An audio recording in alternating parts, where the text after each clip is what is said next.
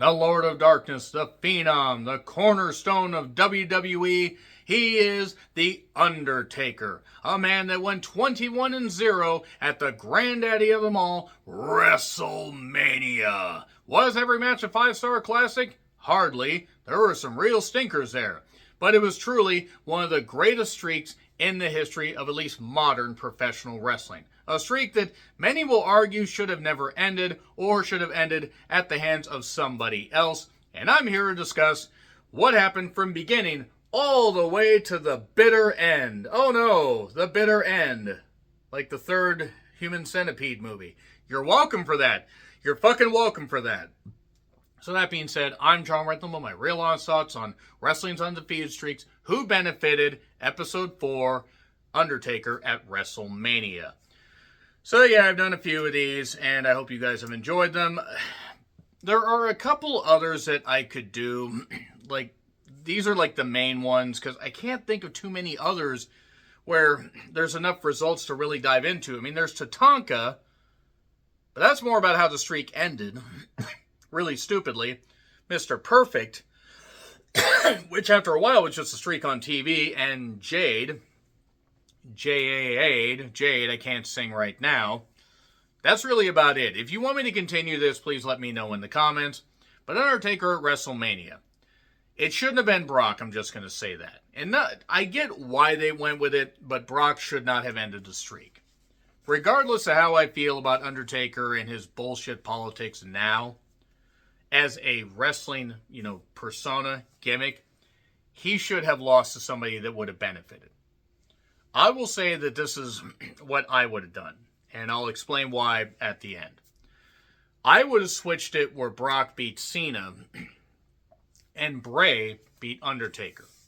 That would have cemented Bray right there, and whether Bray won another match at WrestleMania, it would have benefited him. But Undertaker, of course, started in, he bounced around from Memphis to world-class championship wrestling. And I might have even mixed those up in all honesty. When you see him with the red hair and everything, he did kind of resemble David. You didn't even realize that until you saw the Undertaker biography that WWE did with A&E. And he didn't last there long. He was the master of pain, but they needed a skyscraper. Jim Cornette's talked about this, called Dutch Mantel. And said, who's the big guy? He's a great kid, but he's green. Can we have him? Yes, you can. Because he wanted to earn some money. That was in a shoot interview, and also Cornette's talked about it on his podcast. And he showed up as one of the skyscrapers, and then it was Spivey and Sid that continued to get hurt. Excuse me. And Taker was known as Mean Mark Callis. That was the name I believe Terry Funk came up with. And he had the Oxbaker Heart Punch. He had stuff going, but then Ole Anderson didn't see him as marketable. Now, to be quite honest, at that point, nobody was really marketable in WCW because of the state of that company and Jim fucking Hurt running things. But Ole, of all people, did not see marketability in somebody. Well, Ole was kind of a crotchety old bastard, wasn't he? Great wrestling mind and great promo, but oh boy. So Undertaker, the Undertaker gimmick rather, is born. We see Survivor Series 1990, where we see the big egg, goo-goo-goo-choo. It is the gobbledygooker. Poor Hector Guerrero. Why did Vince hate the Guerreros? I don't understand. I mean, yes, he gave Eddie the WWE Championship, but still, why would he give somebody a giant bird? Or a turkey? But that being said, at least Undertaker did not debut as the Eggman, which, not to be confused with, the Sonic villain, not to be confused with some knockoff Mega Man or Mega Man X villain. And Mega Man X was way off at that point, so it would have been like a Mega Man 2 or 3 villain. Love Mega Man 2, except for that fucking goddamn dragon where you had to hit him with the Quick Man's, boomerangs and hit him in the gut and not fall off the blocks. He kept falling. God, games were fun back then, so Undertaker shows up at Survivor Series 1990 and has a great debut and beats people up, and is Ted DiBiase's enforcer, and it works. It works. Brother Love is his manager, and then Bruce gets fired. Damn shame he came back, is all I'm going to say. And Undertaker would have an appearance at the 1991 Rumble. He would then, so he He had an undefeated streak for a bit, even though he got eliminated from the Rumble. So, I mean, I guess, whatever. Battle Royals don't count in WWE canon, or WCW canon, to be honest. But then he faced off against Superfly Jimmy Snuka. And Jimmy Snuka, unfortunately, would not meet The Undertaker again until 2017, when he really should have met it for what he did to Nancy Argentino. But that being said, he lost, and the streak started to develop. Now, nobody really realized until, WrestleMania 15, 16, no, about 17, that, hey, Undertaker's undefeated. I mean, they might have mentioned it in the match against Kane. I don't remember all the commentary. But Jimmy Snuka got, beaten, planted on his head. Damn shame he wasn't planted on his head permanently. Look, I really would feel for somebody if it was an accident, but it wasn't an accident, he got away with it. And then he would continue to compete throughout 91. He would hit a tombstone on Hogan, where Hogan's head had about, the daylight between, here and Seattle between it. But that being said, Hogan claimed that his neck was hurt, and Taker then saw the footage later and realized, hey, wait a second. But he'd win the WWF Championship. He'd lose it at Tuesday in Texas. He'd be part of the 92 Rumble. He would then turn face after that alliance with Jake Snake Roberts dissolved. He stopped Jake the Snake Roberts from hitting Elizabeth with a chair. I would have fought Jake the Snake Roberts at that point for hitting Liz with a chair. How dare you? I know he actually wouldn't have done it, but just still. You don't hurt Elizabeth, Luger. So, Jake the Snake Roberts asked for his release, got his release, and went out and had a match with The Undertaker at WrestleMania 8. The last stadium show that they would do till WrestleMania 17. And it was interesting. I mean, he got the tombstone outside and then got rolled inside and got pinned. And Undertaker no-selling the DDT was nice because nobody had no-sold that. So it was a big deal when Undertaker was like, ha, no. Jake Snake Roberts lost. There we go. I talked about this next match on the, Becoming a Spectacle, the WrestleMania 9 documentary, where I stand by everything I fucking said, by the way. But yeah, Giant Gonzalez and Undertaker was a terrible match. Elegante, Jorge, I believe is his name. Apparently a nice guy. He tried. He was not cut out to be a wrestler. The bodysuit thing was ridiculous. He was not cut out to be a wrestler. It was a slow, plodding match that ended with a ridiculous ether-soaked rag. Undertaker came back and attacked him and knocked him down. They would have the feud until SummerSlam 93. And before that, Undertaker would have, the feud with Kamala. That would end up with Kamala in a casket. Where his casket would turn out like that one in that Tales from the Crypt episode where that uncle, had to take care of his nephew and do a certain thing to make him fit in the casket. And there is one particular viewer that is going to absolutely just rail me with comments over that because they get it. I'm being as vague as possible, but if you get it, it's cruel. But then Gonzalez showed up at Royal Rumble 93, SummerSlam 93, and then he would enter a feud with Yokozuna. Not before he showed up with an American flag. I believe it was the 13 Colony flag that was on his under his jacket. Actually, I think it was the full 50 stripes, but we know what Undertaker would have liked when he was part of Lex Luger's All-American team against Ludwig Borga on the Foreign Fanatics team. So then we would have Yokozuna being afraid of caskets. We would have Undertaker written off after Royal Rumble 94, where about 18 million people came out and attacked him. No baby faces came out and attacked him. He ascended to heaven, even though he should have descended to hell, technically, but I guess he couldn't do that visual. And that was to give him some time off, freshen up his character, but I believe also he had a back injury of some variety, so why not give him some time off? So he missed WrestleMania 10. I don't know who the fuck he would have wrestled at WrestleMania 10, to be perfectly honest. He could have wrestled Earthquake. Except Earthquake was a babyface, so maybe he could have wrestled that and whatever. So then he came back at the fake Undertaker versus the real Undertaker, SummerSlam 94. Casket match against Yokozuna at Survivor Series 94 so he could lose weight, and he didn't. Undertaker would then have a match with IRS, I believe, at Royal Rumble 95. King Kong Bundy would make his return. That match happened at WrestleMania 11. It wasn't very good. It really wasn't very good. Bundy. I can't help but think of that Ernie Ladd quote. But after that, Undertaker would enter a feud with Mabel. They would end up having his orbital socket crushed, and that would lead to Mabel's dismissal. Also, Kamal Mustafa, the future Godfather. Why he was a supreme pizza fighting machine, I have no idea. I know what he was. Just work with me here. He would do that. He would have a match against Brett. Well, he would actually... Let's see. What am I thinking of? Yeah, he would have a match against Brett. He would have, like, the... I'm trying to... No, God damn it. I think I screwed it up. He would continue to be featured in the mix, and then Undertaker, Diesel would get eliminated from the Rumble. Undertaker would get screwed over in the title match. That's what it was, because I was thinking of 95 Diesel and Brett, and this is 96 I'm talking about, so I apologize for a little bit of confusion right there. And that would then lead to Diesel screwing over Undertaker, which would then lead to the In Your House in February. That would have Diesel and Brett in a cage match, and then Undertaker would pop up from under the ring, drag Diesel down, and that would lead to Diesel versus Taker. One of Diesel's last matches in WWF, at least that run. Taker would win. Pretty good big man match, in all honesty.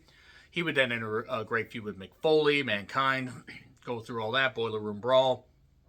Paul Bearer would turn on him, Survivor Series 96, after being buried at the previous month's event, which I believe was buried alive.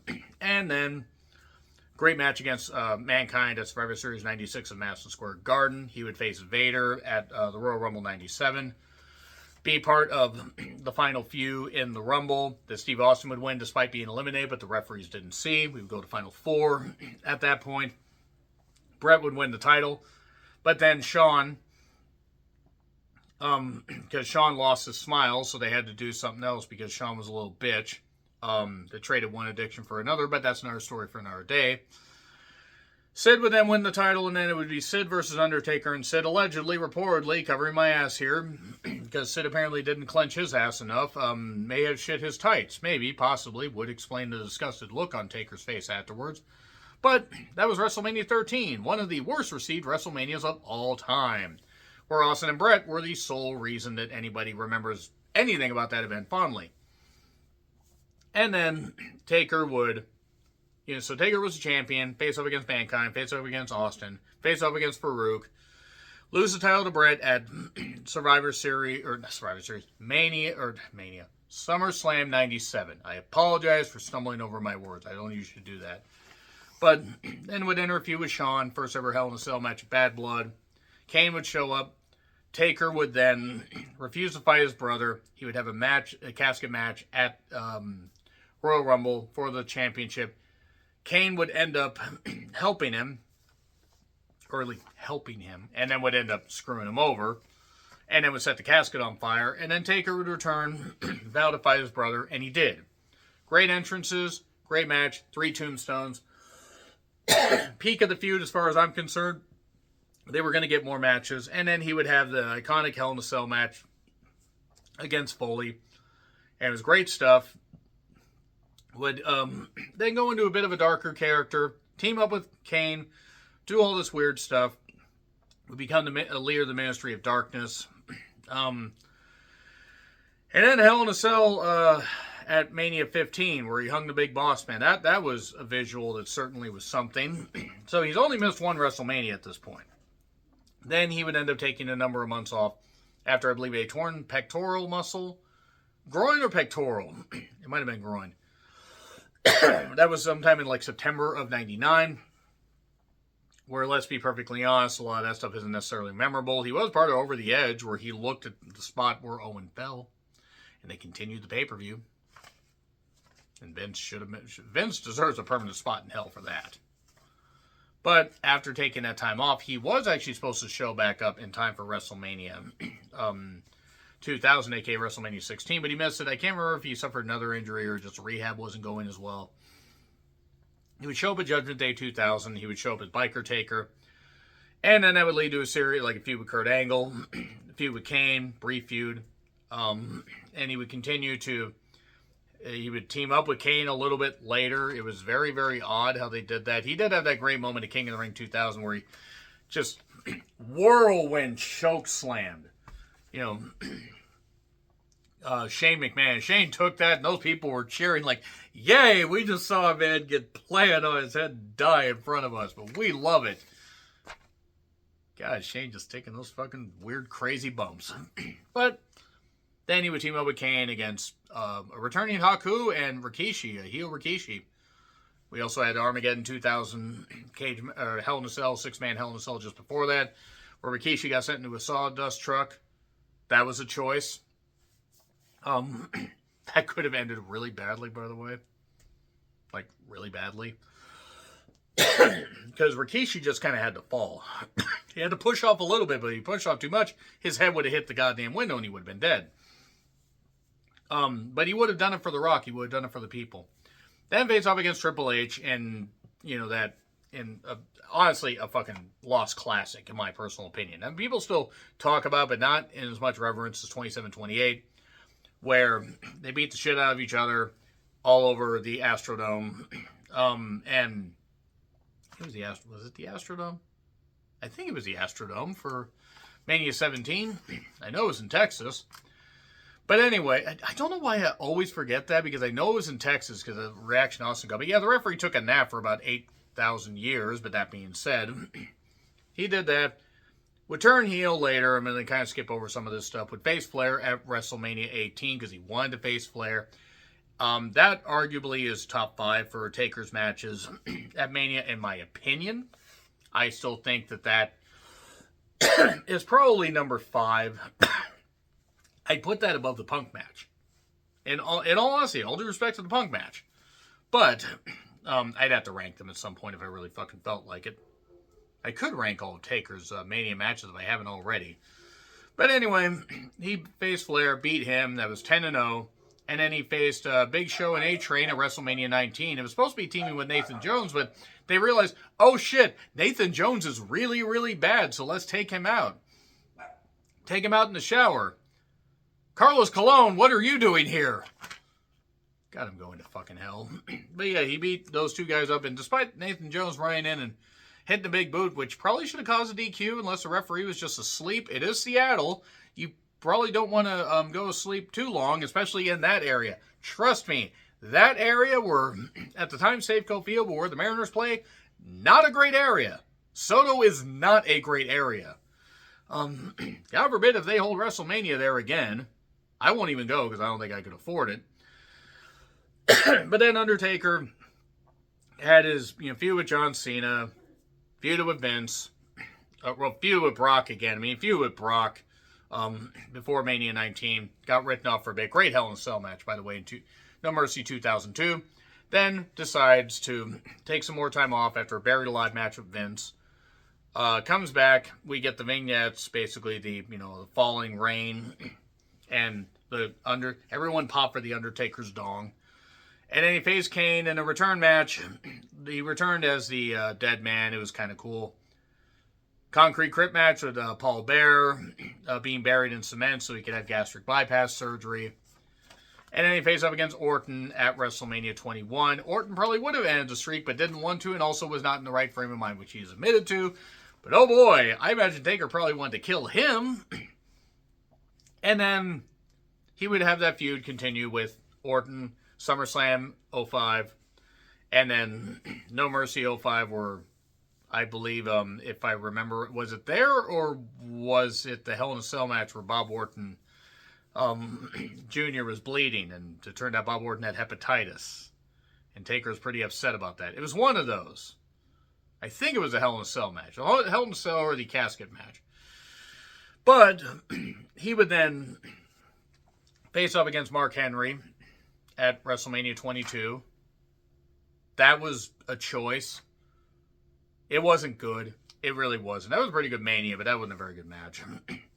And then would be a little more part-time. He would still have he would still wrestle quite a bit, but he would still be more part-time because they realized they needed to preserve the Undertaker before he needed an Undertaker.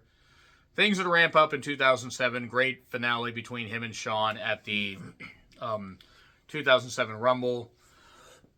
He would face Batista at WrestleMania 23 in arguably one of Batista's best matches. a match that should have been way up higher on the card.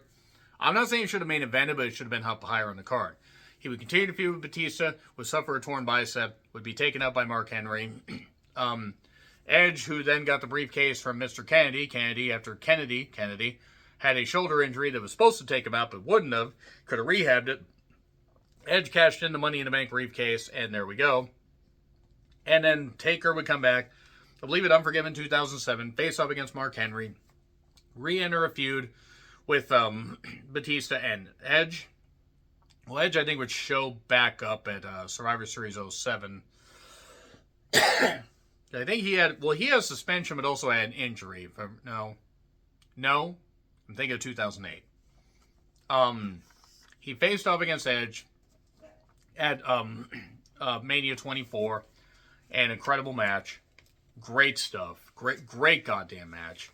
And then would that was actually the Hell in a Cell match, because I'm thinking of 2008 where Triple H and Kozlov and Jeff Hardy were having their thing. So Edge would end up... Sorry if I'm jumbling some of this stuff, guys. I'm really sorry. I'm trying to remember the stuff off the top of my head.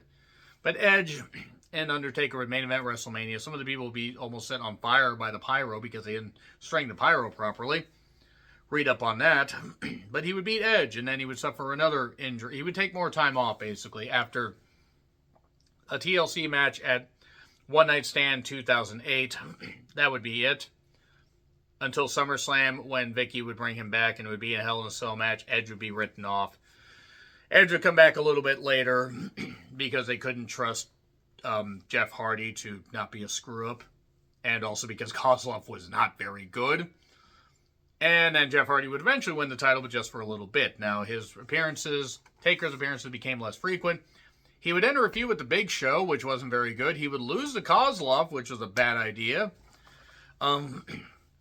But then he would ramp things up and face off against Shawn at WrestleMania 25 and also WrestleMania 26. And he was part, I believe, of the Elimination Chamber at 2010, which I believe is the one where he got set on fire from the pyro person that immediately either was going to be set on fire himself or fired, and probably would have rather been set on fire than deal with Undertaker. And then hit, again, less frequent appearances because he really was starting to get broken down. WrestleMania 27 in the lead-up, a return there, shows back up. It wasn't Sting, should have been Sting, it was Triple H. And Triple H wanted to do it because he retired Shawn at the previous Mania. And no matter how much you guys tried to convince me that there was drama in that match, there wasn't. I'm sorry, there just wasn't. Yes, they did some good stuff. It also went on for about 8 million years. Taker won, but was carried out. Won in revenge. WrestleMania 28. And that was when he showed up with the shaved head, which is actually kind of cool. Hell in a Cell, end of an era match. Shawn Michaels was a special guest referee. Kick in the face, pedigree. And then Michael Cole ruined it by yelling, "Streak's over, streak's over." No, it's not. You see, he fucking ruined it. You ruined it. You ruined everything, Michael Cole. And then, he wouldn't have as many appearances, but he would eventually, show back up to pay tribute to Paul Bearer. Punk interrupted. And that would be more heel Punk stuff. He had turned heel the previous summer. That would lead to ashes being dumped from the urn on Undertaker. All that in the build to this Mania match. It was a really good match, don't get me wrong. Punk could have won. And it would have been cool, but nobody thought Punk would have won. And then the Anaconda Vice, and then, the pin 1, 2. And then Undertaker just stands up and just stares at him. Just the visual of Punk looking in fear as Taker looking like he just wants to eat him. Like Kirby eating a melon. I should call her. I digress. But, essentially, after that, he would get taken out by the Shield. He would do a couple more appearances, but then he would show up and he would face Brock at WrestleMania 30. And we all know what happened there. He got concussed pretty early on. Doesn't remember much of the match. Lost. People were shocked. People were pissed. I think Bray should have been the one to end the streak because you could have just launched Bray right there. He could have gone on to be a champion. It would have mattered a whole lot more. Because Brock ending the streak, yes, Heyman got to gloat about it. Would Brock have been any less over had he lost? No. In fact, you could fucking argue that Brock probably should have returned the favor to Undertaker because, like, take a look at the matches they had. Like, Brock really could have been, just one guy to put over Undertaker and do that, but nope. Even though Undertaker is making less and less appearances, and yes, the Shield had taken him out, after WrestleMania 29 and stuff like that. And yes, Taker is banged up. But even if he was just totally laid out at that point, if he had won and then gone to the goddamn hospital, you could have run it back in a few months when Undertaker's better, and Brock could have beaten him there, because Brock still would have been just as over. He would have been able to beat Cena, and it would have mattered just as much. At the end of the day, if it wasn't going to be Orton, it could have been Shawn, but Shawn was retiring. It couldn't have really been Kane. Maybe it could have been Punk. I don't really know who you could have had. Besides Bray, I don't know at that point who you could have had end the streak, or would have necessarily mattered, because I don't think Brock didn't benefit from ending the streak. Of all that list, anybody could have benefited from ending the streak, because you got to think about where these people were going afterwards. Diesel would have been cool. He was gone from the company within like 2 months. So, that being said, who do you think would have benefited from ending the streak? Besides Bray. If you think it's Bray, cool. If not, let me know. So, like, share, subscribe, Twitter, Letterboxd, Blue Sky handles in the description. I'm John Rithlin, and until we meet again, happy trails to you.